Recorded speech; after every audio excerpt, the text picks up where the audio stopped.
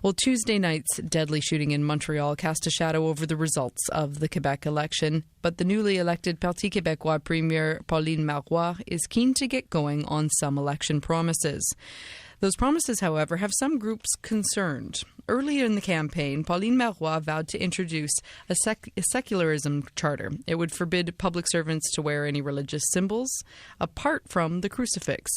So what will a PQ minority mean for minorities?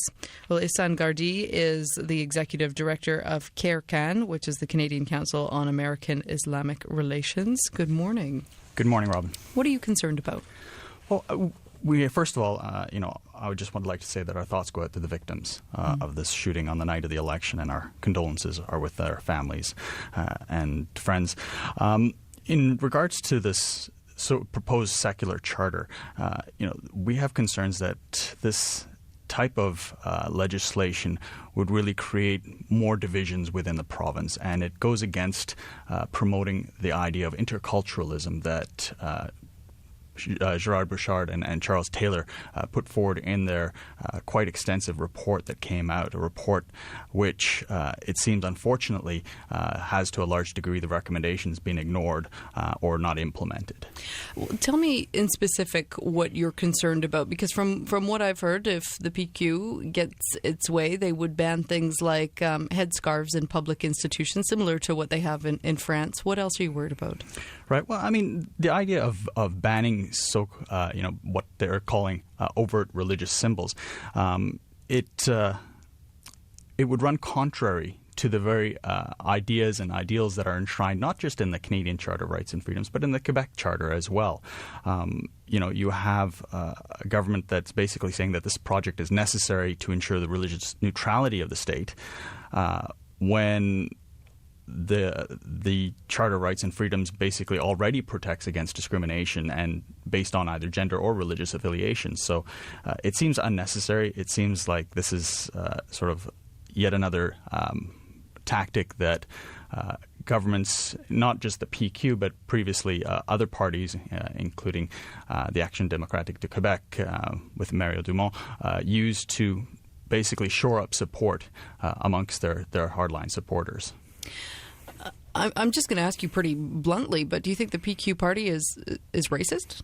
No, I wouldn't go as far as to suggest that. I think that there's a natural concern that their constituents have expressed about protecting what they view as Quebec cultures and Quebec values. But I think that the idea that there have been tensions from time to time within Quebec and elsewhere in Canada is not indicative of any sort of deep-seated racism or anything to that effect. I think it's important to recognize that what Monsieur Taylor and Monsieur Bouchard recommended in their report is quite applicable. It's something that needs to be taken very seriously, and it's something that I think lays out sort of the best plan forward for how Quebec can build a more inclusive society.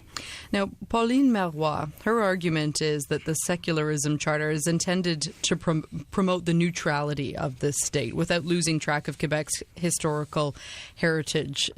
I've done lots of coverage in France on this as well, about, where Muslims and other minorities fit in. And the thought is that if you come and live in Quebec, that you have to fit in with Quebec values.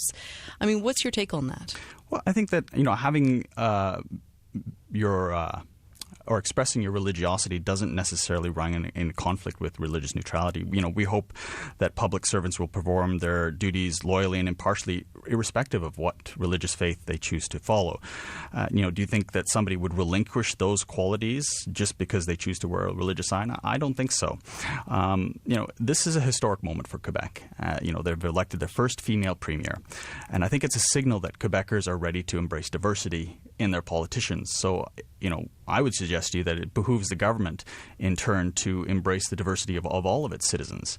Madame Marois has promised to work cooperatively to strengthen the province, and I'm certain that Quebecers of all backgrounds would like to participate in the province's success. I think it's time to build bridges to create an inclusive province that does not discriminate against anyone.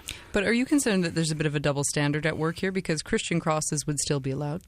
There does appear to be a double standard, and I think that that is something that I think is of concern, and it appears that with the Christian cross, that seems to be okay, but other religious symbols don't or aren't okay. And this begs a question, how do you define a religious symbol, right? Just because somebody may not choose to manifest their faith in a particular way doesn't mean that they necessarily won't be identifiable. So if your last name ends in Singh or Berg, or your first name is Muhammad, are you supposed to then check that at the door as well? What would you like to see the PQ do in concrete terms? And just give me one example, because we're running a little bit short on time, to better their relations with the Islamic community. Well, I think it's, what Mr. Taylor and what Mr. Bouchard said in their report basically echoes what other reports have already said, is that, the more interaction that people have with Muslims or people who follow the Islamic faith, generally speaking, the more positively they tend to view them, because, they very quickly realize that Muslims are just like any other Canadian citizen. They have the same concerns, same worries, same fears. We think about our kids going to college, the economy, and everything else. So I think that I would encourage the government to drop this idea of the secular charter and to reach out to all of its citizens. Okay, thanks very much for coming in. Thank you, Robyn. That's Ihsaan Gardee, and he's the Executive Director of CAIR-CAN, which is the Canadian Council on American Islamic Relations.